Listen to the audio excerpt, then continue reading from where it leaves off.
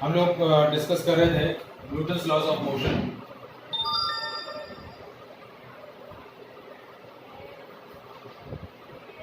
ठीक है, तो देखिए how to apply the second law, Newton second law of motion, उसी से रिलेटेड हम क्वेश्चन डिस्कस कर रहे थे।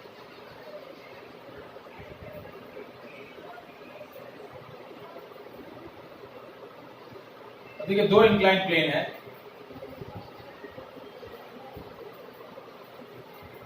इस इंक्लाइन प्लेन का एंगल है 30 डिग्री और इस इंक्लाइन प्लेन का एंगल ऑफ इंक्लिनेशन है 45 डिग्री। ठीक है, अब यहां एक पुली कनेक्टेड है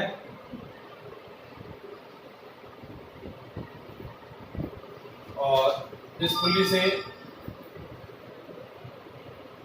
दो ऑब्जेक्ट कनेक्टेड है।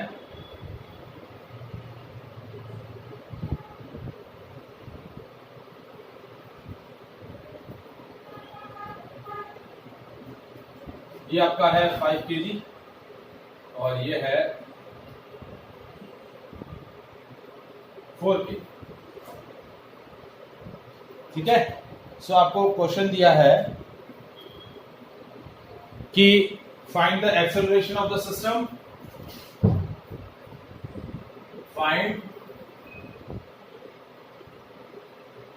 Acceleration of the system and second one tension in a string। क्या कैलकुलेट करना है? Tension in a string.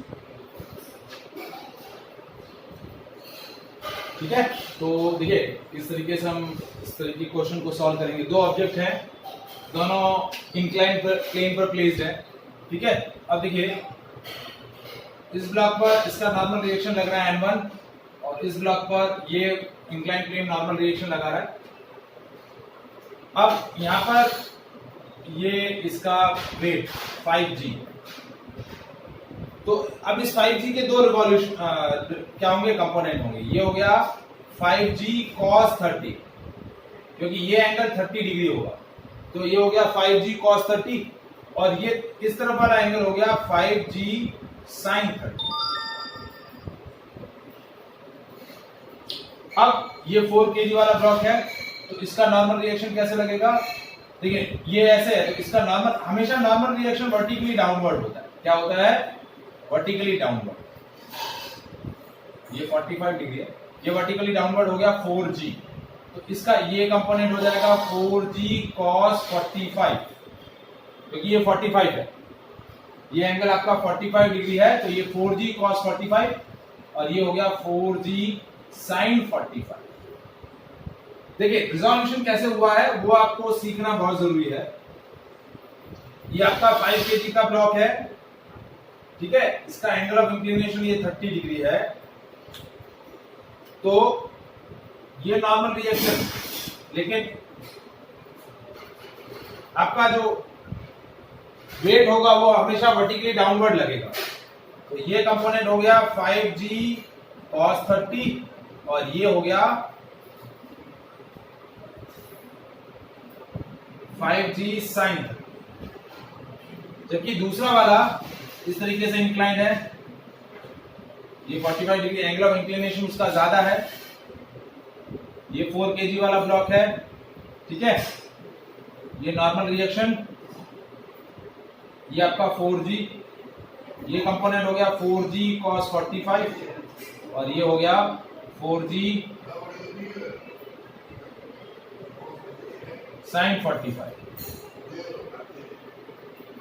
तो इस तरह वाला पुलिंग फोर्स है 5g sin 30। sin 30 की वैल्यू होती है 1/2, तो 5g इंटू 1/2 यानी ये कितना हो गया 5g/2। इस तरफ वाला फोर्स है 5g/2 और इस तरफ वाला फोर्स है 4g sin 45, तो ये कितना हो गया? ये हो गया 4g इंटू 1/√2, तो ये आपका हो जाएगा 2√2g। तो ये है आपका 5, ये आपका है 2.5g और ये है 2√2g, तो 2.5g है एक और एक है 2√2g, तो कौन सा बिगर होगा? g की वैल्यू 10 ले लें आप, तो ये तो हो गया 25 न्यूटन इस तरफ वाला, और ये हो गया 1.414 इंटू 2, तो 1.818 और इंटू 10 करेंगे तो ये हो जाएगा 18.28 न्यूटन। कितना हो गया? 18.28।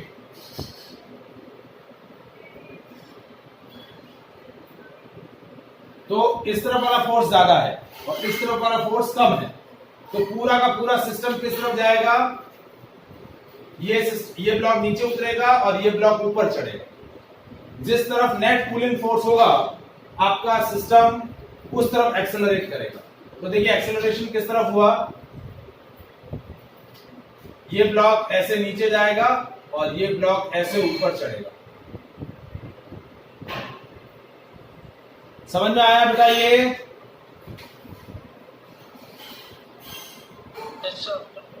कृषा समझ में आया? Yes sir.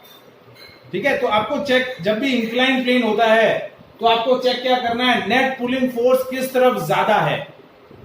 पुलिंग फोर्स जिस तरफ ज्यादा होगा पूरा सिस्टम उस तरफ एक्सेलरेट करेगा। क्या करेगा? पूरा सिस्टम जो है उस तरफ एक्सेलरेट करेगा।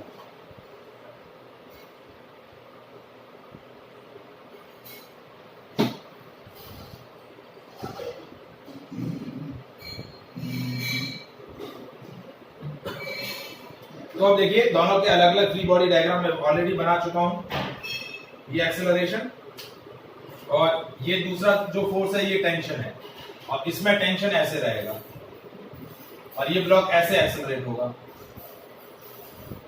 तो इसकी इक्वेशन बनी 5g sin 30 minus T is equal to 5a, और इसका इक्वेशन बना t minus 4g sin 45 is equal to 4a, क्योंकि इसमें डाउनवर्ड फोर्स ज्यादा इफेक्टिव है, इसमें अपवर्ड फोर्स ज्यादा इफेक्टिव है।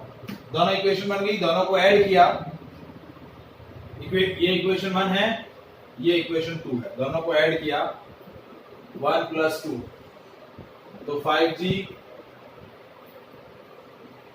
sin 30 minus T plus T minus 4g sin 45 is equal to 9a।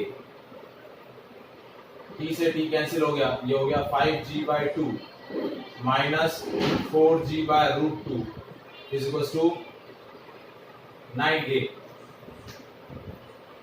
ठीक है, ये मैंने एक्चुअली अभी निकाल दिया था आपका वैल्यू। g की वैल्यू आप 10 रखना चाहें तो 10 रखते हैं, लेकिन ऐसे ले लें 2√2 एलसीएम हो गया, तो ये हो गया 5√2g माइनस g बाहर ले ले बड़े और minus 8 is equal to 9a। तो a की वैल्यू हो जाएगी g 5√2 माइनस 8 डिवाइडेड बाय 18√2। ये एक्सीलरेशन की वैल्यू है। g की वैल्यू आप 10 लेकर इसको सॉल्व कर सकते हैं। Is it clear? Yes sir. ठीक है, अब एक्सीलरेशन आ गया तो p की एक्सीलरेशन की वैल्यू न्यूमेरिकली कैलकुलेट कर लें तो अच्छा रहेगा। ये पार्ट मुझे सॉल्व करके बताइए a का वैल्यू कितना आ रहा है।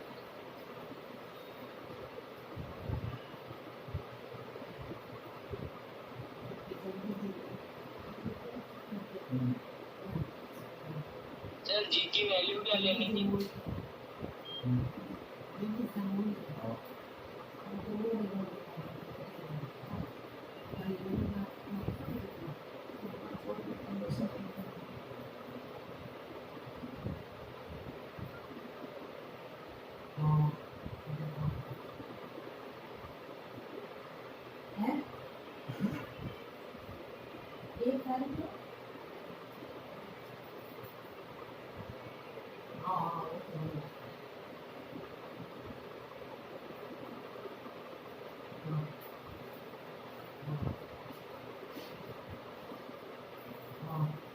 कितना आएगा वैल्यू?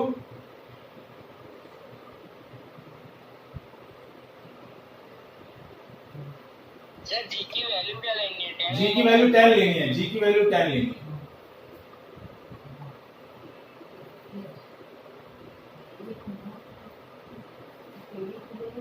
हेलो, हाँ हाँ सर, की क्यों?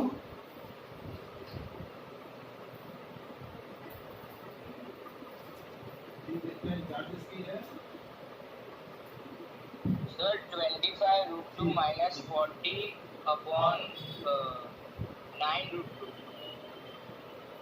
હું તો અમારે આધે ઘંटे में बता दिया नहीं।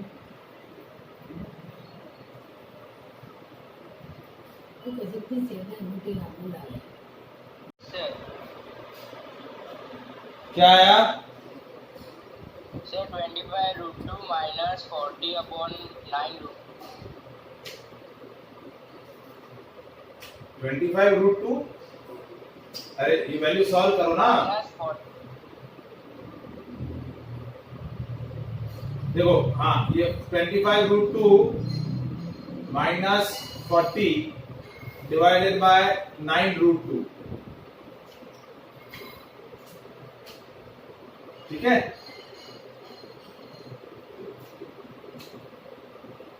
ये सॉल्व करो, ये एक्सेलरेशन की वैल्यू आपको मिल जाएगी, ठीक है। अब टेंशन चाहिए, तो टेंशन की वैल्यू क्या होगी? ए की जो वैल्यू आएगी, या तो ए की वैल्यू इसमें रख दो या फिर ए की वैल्यू इसके अंदर रख दो। तो टी की वैल्यू क्या आ जाएगी? 4a from equation second, from equation second t is equal to 4a plus 4g sin 45, ठीक है। तो 4a की वैल्यू ये है प्लस 4 इंटू 10 साइन 45 की वैल्यू 1/√। तो ये आपका क्या आ जाएगा? टेंशन का वैल्यू।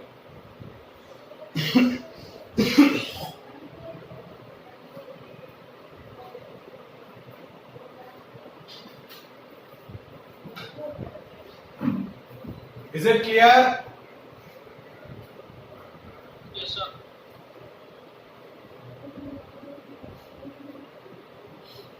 Any doubt?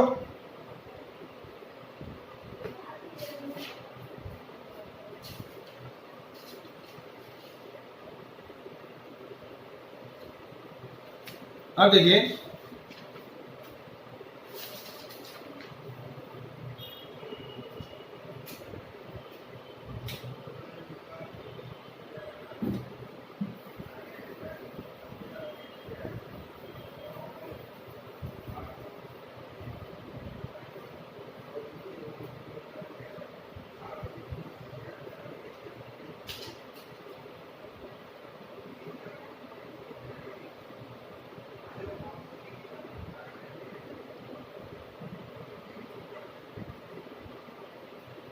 ये 2 kg और ये 1 kg, और ये ब्लॉक जो है ये वाला 3 kg, ठीक है। इस तरीके से आपके ब्लॉक कनेक्टेड हैं, 3 ब्लॉक्स हैं, 3 kg, 2 kg और 1 kg। सो आपको कैलकुलेट करना है tension in the strings and as well as acceleration of the system और tension in a strings। हाँ जी, कैसे करेंगे?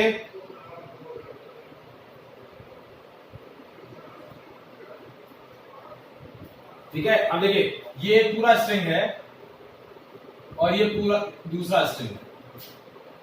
तो देखिए, इस ब्लॉक के अंदर ये T1 और ये T1 और ये T1 और यहां T2,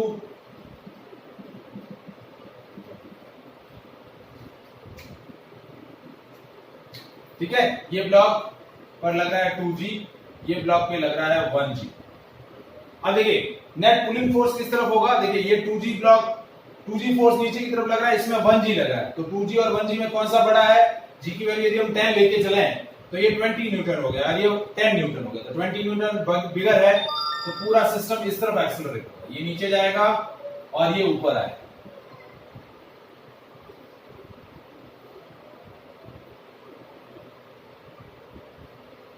इज इट क्लियर?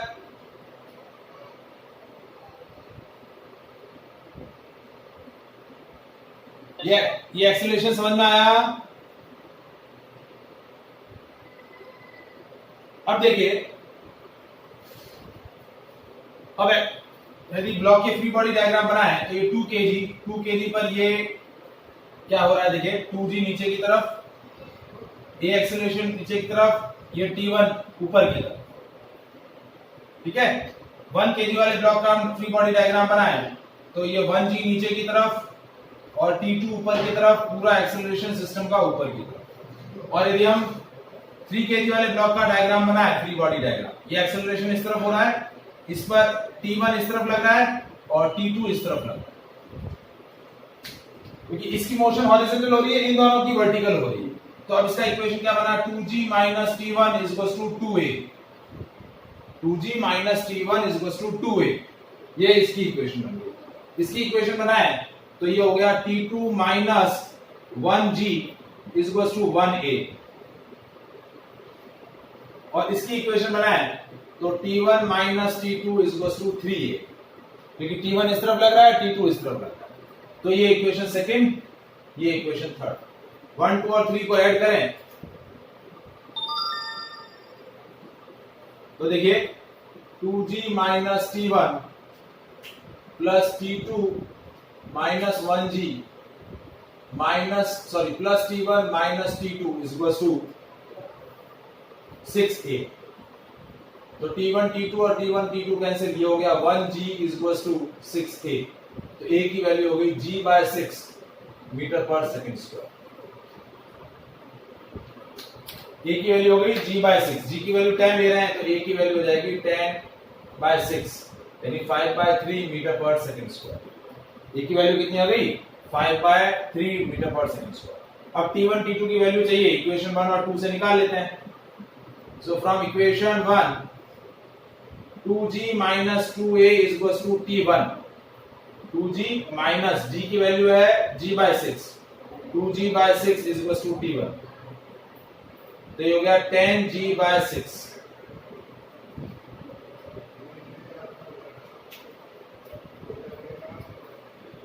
ठीक है। अब देखिए नेक्स्ट है T2 माइनस T2 क्या हो जाएगा, 1g plus 1a, यानी g plus a, g plus g/6, तो ये हो गया 7g/6 मीटर। कितना हो गया, 7g/6 metre.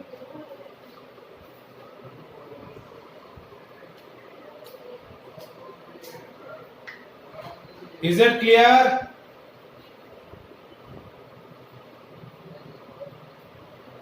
Yes, sir. Any doubt?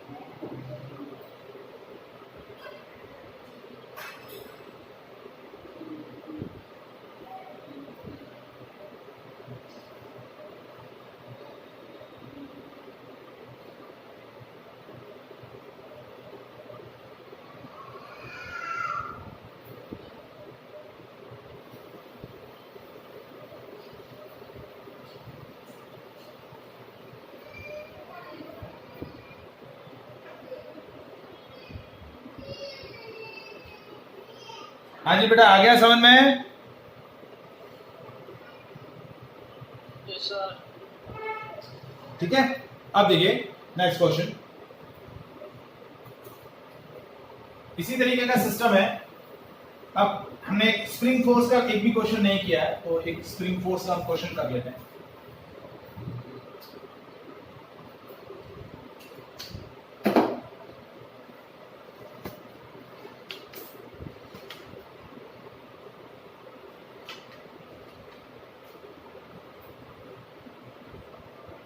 देखिए एक बेंच रखा हुआ है इस तरीके से, दो पुली है, और ये एक स्प्रिंग लगा रखी है इसके अंदर यहाँ, ठीक है। और ये स्प्रिंग से आपकी स्ट्रिंग कनेक्ट है और यहाँ भी स्प्रिंग से स्ट्रिंग कनेक्ट है,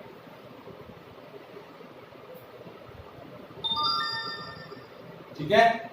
ये दोनों ब्लॉक के मासेस है 10 kg और 20 kg। ये आपका 10 kg है, ये है 20 kg। तो आपको पूछा है what is the reading of the spring balance in the following device. Spring balance में क्या रीडिंग होगी?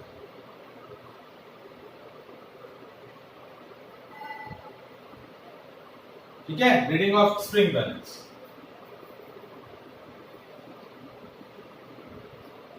ये आपको बताना है। तो अब देखिए इस तरफ 10 kg है, इस तरफ 20 kg है, तो ये ब्लॉक नीचे जाएगा, ये ब्लॉक ऊपर चढ़ेगा और ये इस तरफ, मतलब इस तरफ वाली स्प्रिंग एक्सपांड होगी और इस तरफ वाली कंप्रेस होगी। सिस्टम का एक्सेलरेशन ऐसे होगा। अब ये देखिए ये स्ट्रिंग है तो इसमें टेंशन T1 और ये T1 और इसमें T2 और ये T2,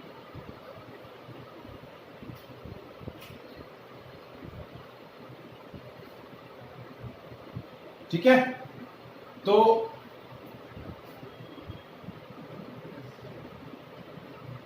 अब पहले हम 10 kg वाले ब्लॉक का फ्री बॉडी डायग्राम बनाएं। ये 10G नीचे की तरफ, T2 ऊपर की तरफ और सिस्टम पूरा एक्सेलरेशन होगा ऊपर की तरफ। 20 kg वाले ब्लॉक का फ्री बॉडी डायग्राम बनाएं। तो 20G नीचे की तरफ लग रहा है, T1 ऊपर की तरफ लग रहा है और ये एक्सेलरेशन नीचे की तरफ है। अब इस स्प्रिंग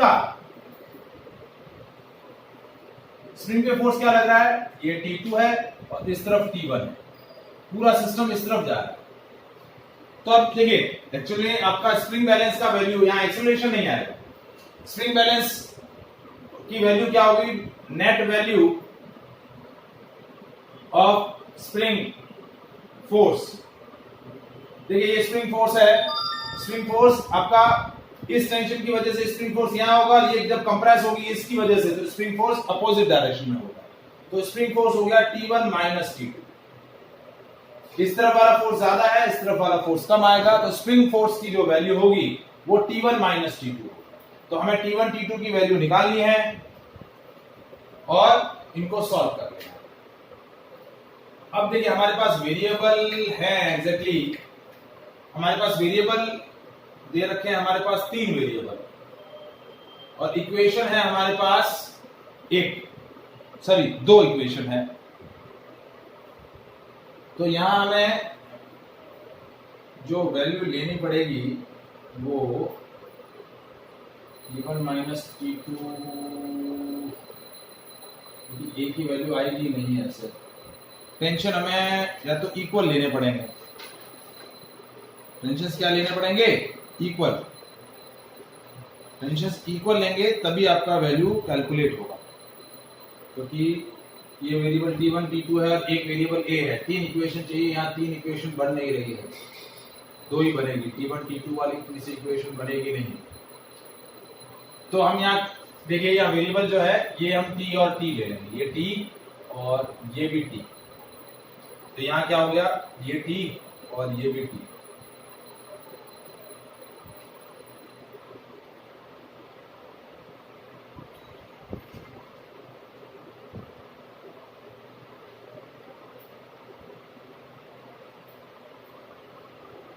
तो देखिए इन दोनों ब्लॉक के लिए हम इक्वेशन बनाए, तो कैसे बना? 20G minus T equals to 20A, ये इक्वेशन 1। और इसके लिए इक्वेशन बना T minus 10G equals to 10A। दोनों को ऐड किया तो वैल्यू क्या आई? T minus 10G plus 20G minus T equals to 30A। T से T कैंसिल हो गया, 10G equals to 30A। A की वैल्यू हो गई G/3, A की वैल्यू हो गई G/3। तो ये जो T की वैल्यू होगी यही आपका स्प्रिंग फोर्स का वैल्यू हो जाएगा। स्प्रिंग फोर्स की वैल्यू क्या होगी? T। किसी भी एक डायरेक्शन में जो T का वैल्यू होगा वो आपका नेट वैल्यू हो जाएगा। तो T is equal to 10G plus 10A। ये इक्वेशन 1 से लिखा मैंने, सॉरी 2 से, ये इक्वेशन 2 से। इक्वेशन 2 से क्या लिखा? T is equal to 10G plus 10A। तो 10G प्लस A की वैल्यू है 10G/3, तो ये हो गया 40G/3 न्यूटन। ये जो टेंशन आया, यही मेरी क्या होगी? स्प्रिंग फोर्स की वैल्यू। यही मेरी क्या होगी? स्प्रिंग फोर्स की वैल्यू। Is it clear? समझ में आया बेटा?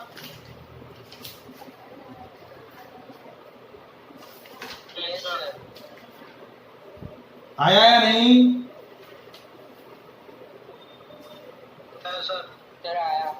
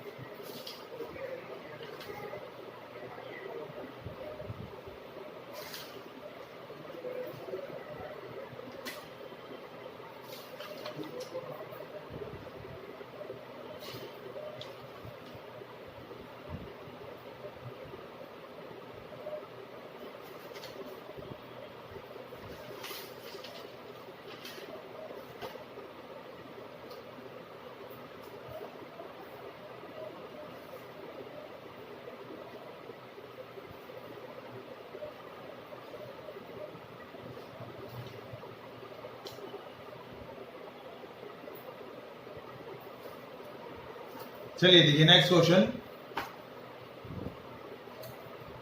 A block of mass 25 kg is raised by a 50 kg person in the two different way। ठीक है, एक बंदा है जो एक 25 किलो का बॉक्स उठा रहा है और बंदे का खुद का वेट जो है वो 50 किलो है।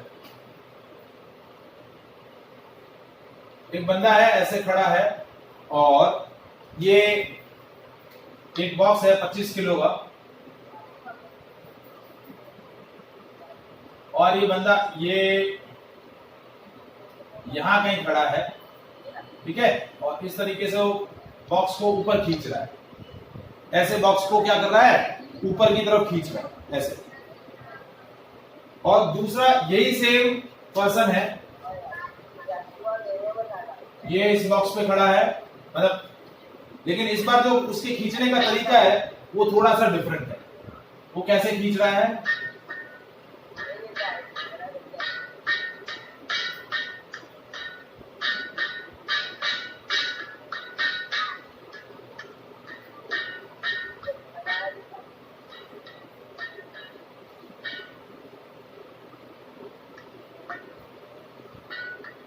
ठीक है, पुली सिस्टम के थ्रू क्या कर रहा है? वो ब्लॉक को पुल कर रहा है। किसकी तरफ पुल कर रहा है? पुली सिस्टम के हेल्प से। देखिए, एक तो आप क्या करते हैं, जैसे नॉर्मल ये सिंपल सा लॉजिक है कि गांव में जब पानी जब निकालते हैं कुएं से, या तो क्या ऐसे निकालो और या फिर पुली सिस्टम से ऐसे निकालो। तो आपको क्या बोला है बेटा? आवाज नहीं करो। अब आपको बोला है कि if the floor can be experience a maximum normal force of 700 Newton, which mode should be the adopted by the person to lift the block without the floor yielding। मतलब ये जो फ्लोर है, ये फ्लोर मैक्सिमम कितना force beer कर सकता है? Maximum force yield by floor कितना? 700 न्यूटन। तो कौन सा मेथड अडॉप्ट करे, ये वाला या ये वाला, कि जिसके अंदर फ्लोर के टूटे बिना वो ब्लॉक को पुल कर दे? इस तरीके से या फिर इस तरीके से? किस तरीके से वो करना चाहिए ये आपको बताना है। अब देखिए, ये जो ब्लॉक है, इस ब्लॉक पर नीचे की डायरेक्शन में फोर्स कितना लग रहा है? 25G। और ये जो ब्लॉक है स्ट्रिंग के थ्रू बंदा खींच रहा है, तो स्ट्रिंग के अंदर टेंशन कितना हुआ, T। अब ब्लॉक कैसे खींच रहा है, ऐसे खींच रहा है वो, और ब्लॉक का ऑब्जेक्ट का खुद का मास कितना लग रहा है, 50 G। तो देखिए डाउनवर्ड डायरेक्शन में दो फोर्स लग रहे हैं और अपवर्ड डायरेक्शन में सिर्फ एक ही फोर्स लग रहा है, वो है T। क्या लग रहा है, T। ठीक है, और दूसरा जो फोर्स लग रहा है वो ये नॉर्मल रिएक्शन। चौथा जो फोर्स लग रहा है कि ये जो बंदा जिस फ्लोर पे खड़ा है वो नॉर्मल रिएक्शन है कितना, और एक आपका ये टेंशन से खींच रहा है ना ब्लॉक, हाँ, तो एक T जो है ये T नीचे की तरफ लग रहा है। देखिए ब्लॉक ऑब्जेक्ट जो है वो ब्लॉक को, पर्सन जो है ब्लॉक को ऊपर की तरफ पुल कर रहा है और ब्लॉक पर्सन को नीचे की तरफ पुल कर रहा है। तो यदि मैं इस ब्लॉक का फ्री बॉडी डायग्राम बनाऊं तो ये 25G और ये T, और यदि मैं 50 kg वाले ब्लॉक का फ्री बॉडी डायग्राम बनाऊं तो 50 kg वाले पर्सन का फ्री बॉडी डायग्राम बनाऊं तो ये 50G और ये टेंशन T नीचे की तरफ और ये नॉर्मल रिएक्शन ऊपर की तरफ। तो नॉर्मल रिएक्शन कितना आया, N is equal to T plus 50G, और T की वैल्यू कितनी है, T की वैल्यू है 25G। तो N की वैल्यू कितनी हो गई, N की वैल्यू हो गई 25G प्लस 50G। तो N की वैल्यू कितनी हो गई, 75G। यदि G की वैल्यू मैं कितनी ले लूं, 10, तो N की वैल्यू हो गई 750 newton, and that will be the more than the maximum force yield by the floor, क्योंकि floor maximum 700 newton floor weight क्या कर सकता है, बियर कर सकता है। तो ये वाली टेक्निक तो अडॉप्ट होगी ही नहीं, क्यों, क्योंकि इसमें नॉर्मल रिएक्शन कितना लग रहा है, इसमें नॉर्मल रिएक्शन कितना लग रहा है, 750 न्यूटन। ये फर्स्ट वाला डायग्राम समझ में आया,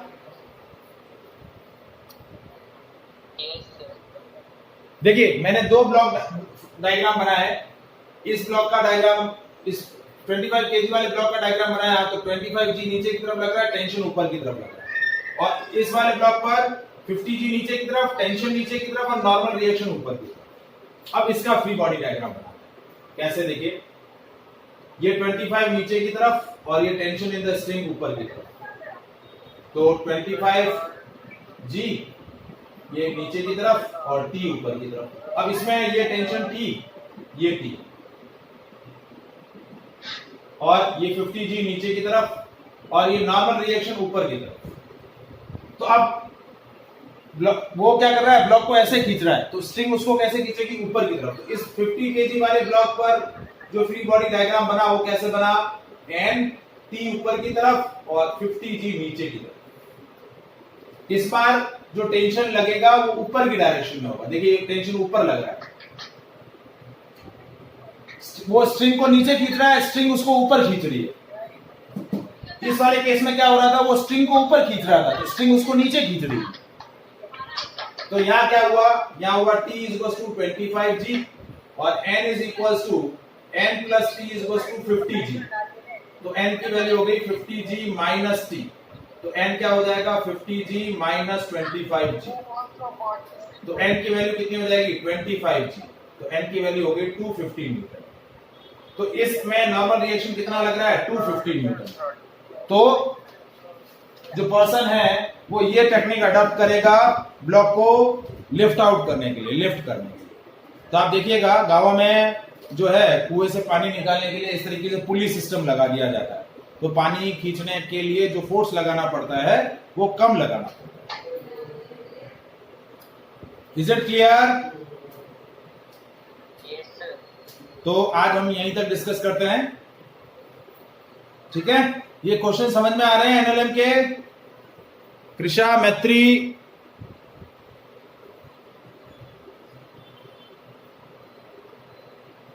यस सर। ठीक है। ये क्वेश्चन अच्छा क्वेश्चन है, बोर्ड में पूछा जाता है, ठीक है। चलिए, ओके, थैंक यू।